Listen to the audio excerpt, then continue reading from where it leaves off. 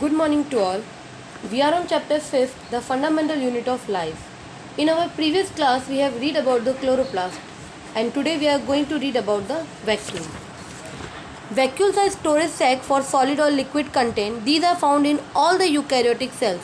In animal cells, vacuoles may be absent or three, maybe one or few small size vacuoles irregularly scattered in the cytoplasm and are generally in modified form.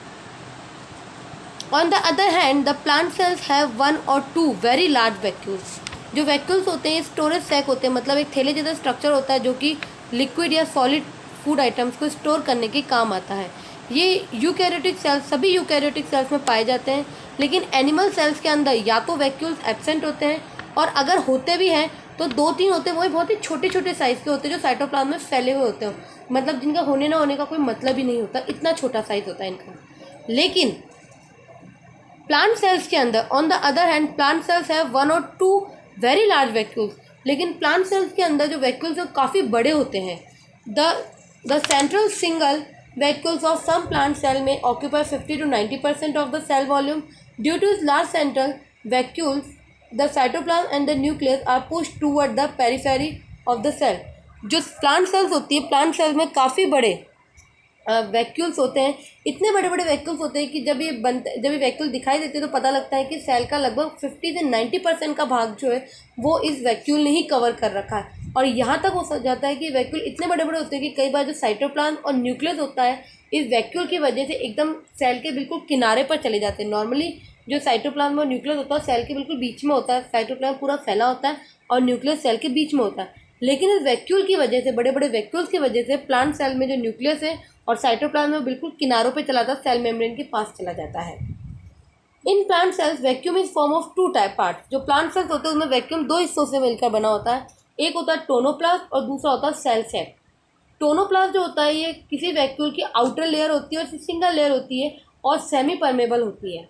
It is outer single layer unit membrane and is semi permeable. ये outer layer होती है, single membrane होती है और semi permeable होती है. Cell sac it is a liquid filled inside the central vacuole and is form of water, mineral, sugar, amino acid, protein, esters, excretory substance, alkaloids, organic acid, etc.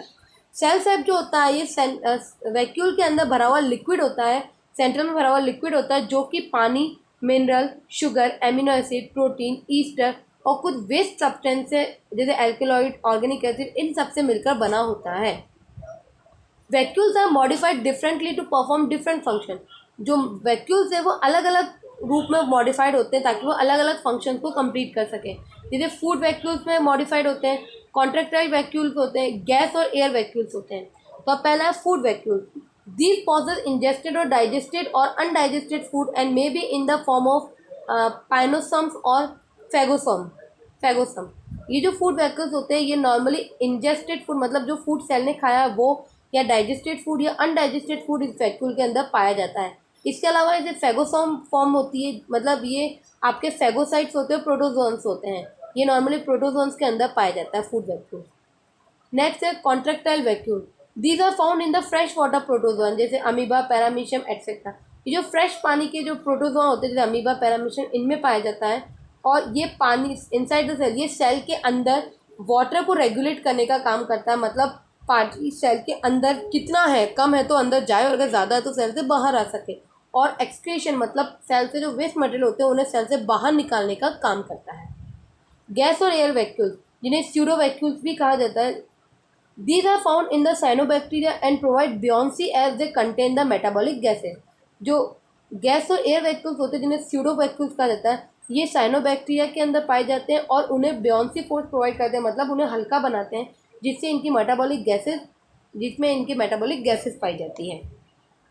ना function अगर आप देखोगे तो जो vacuoles है इसके मेजर 4 फंक्शंस है. पहला cell sap. Cell sap exert turgor pressure which keep the plant cell turgid. Soft tender part of plant like leaves, green stem remain erect with the help of turgid cell. The leaves show wilting when they lose water. Cell sap का काम जो होता है ये turgor pressure show करती है, मतलब ये प्लांट सेल को टर्गिट बना रखती है, फिक्स शेप के अंदर तन के रखती है, मतलब एक फिक्स शेप दे के रखती है प्लांट सेल को. सॉफ्ट टेंडर पार्ट जो होते हैं प्लांट के, जो सॉफ्ट पार्ट्स होते हैं जैसे पत्तियाँ हो गई, उसका ग्रीन स्टेम हो गया, जब ये with the help of turgid cell, मतलब टर्गिट सेल की मदद से ये प्लांट से अलग भी हो जाते हैं, और the leave show wilting when they lose water, और जो लीफ होती है एकदम मुरझाई हुई सी दिखाई देती है, वो पानी अपने अंदर से पानी को निकाल देती है। मेन फंक्शन अब स्टार्ट होगा। It store water, nutrition and mineral, जो वैक्यूल से पानी को, न्यूट्रिशन को, मिनरल को स्टोर करके रखता है। थर्ड पॉइंट है vacuole act as dump house of excretory waste product in plant cell.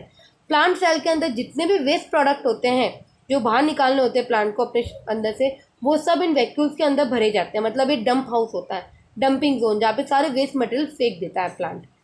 Third point है, फोर्थ पॉइंट है contractile vacuole take part in the osmoregulation and excretion. जो contractile vacuoles होता है osmo regulation और excretion के अंदर participate करता है, यानी कि सेल के अंदर पानी को अंदर जाना है कि पानी सेल से बाहर आएगा, यानी पानी वाटर रेगुलेशन का काम करता है सेल में, प्लस जो सेल के अंदर जो वेस्ट मटेरियल है उन्हें सेल से बाहर निकालने का काम करता है। और फिफ्थ है gas vacuole provide buoyancy in some plant cell. Gas vacuole जो होते हैं कुछ प्लांट सेल के अंदर ब्योंसी फोर्स देते हैं, मतलब कि वो पानी इतने हल्के कर देता है उन्हें कि पानी पर आसानी से तैरते रहे। जब आप उन्हें पानी के अंदर दबाओगे तो वो फिर पानी के ऊपर ही आकर पानी पे तैरेंगे, ये ब्योंसी फोर्स होता है, तो ब्योंसी फोर्स प्रोवाइड कराता है। ये आपका वैक्यूल कंप्लीट हो चुका है यहाँ तक।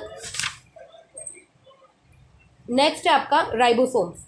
Ribosomes are small electron microscope ribonucleoprotein particles attach either to RER rough endoplasmic reticulum और floating freely in the cytoplasm and are the site of protein synthesis.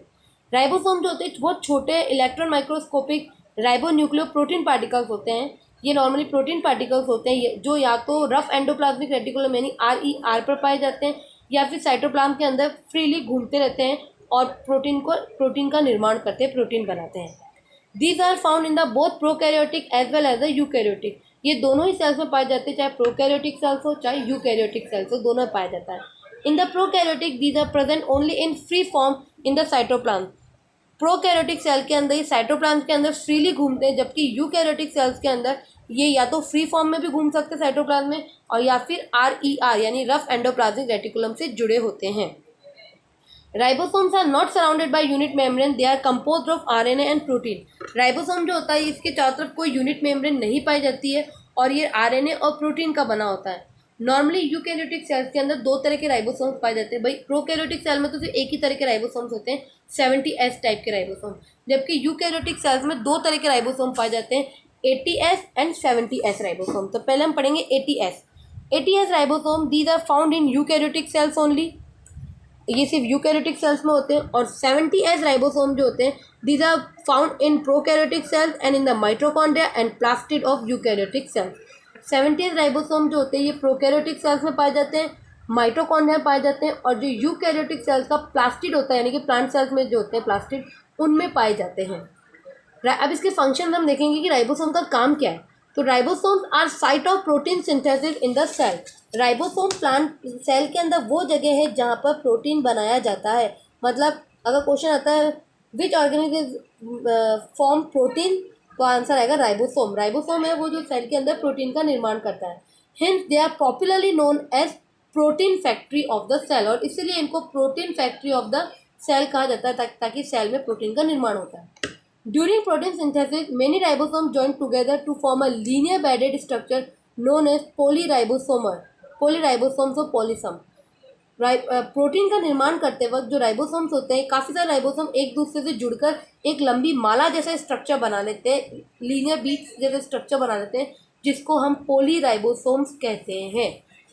आज का टॉपिक यहीं ख़त्म करती हूँ मैं। उम्मीद करूँगी आपको ये समझ में आ गया होगा। तब तक कि कल हम नेक्स्ट टॉपिक पढ़ेंगे हमारा सेंट्रोसोम, और आपको प्लांट और एनिमल सेल में डिफरेंसेस बताऊंगी मैं। तब तक के लिए थैंक यू।